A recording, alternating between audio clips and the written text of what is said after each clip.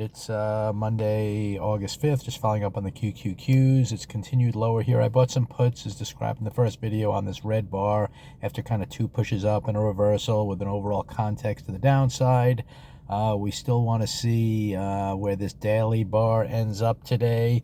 You can see it's a bit of a neutral bar, gap down big, had a little rally, still way below the midpoint of the prior day. And, you know, it's holding just kind of neutral here. But in the big picture, there's still, if you look at the weekly chart, there's still a target kind of down to as we continue lower week after week towards this area. So I'm still biased to the downside overall.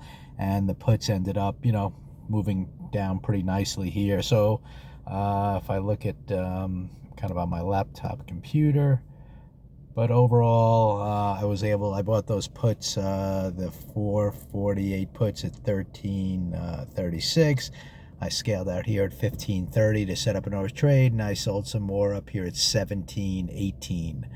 They're in 16 right now. So overall, you know, a good trade.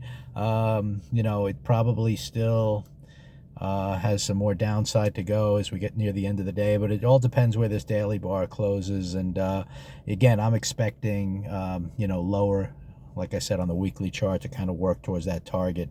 So we will find out, you know, as the rest of the week goes on, if we continue lower on the daily chart, if we continue higher a little bit after this gap down and then roll over, that could be a good secondary signal during the week to the downside. So continuity to the downside until that weekly chart really turns back up. As the weekly chart, and we want to see this after the gap down, you know, have some kind of a reversal to even begin to consider the uptrend. Again, even on the monthly chart, you can see that we have a 2-down month with the targets down to here. So we need a weekly reversal up in order to even start eating into this monthly bar to the upside. But unless things change, you know, we're going to continue to track things lower towards targets. And then maybe if those targets fail, we'll consider the buy side sometime in the future.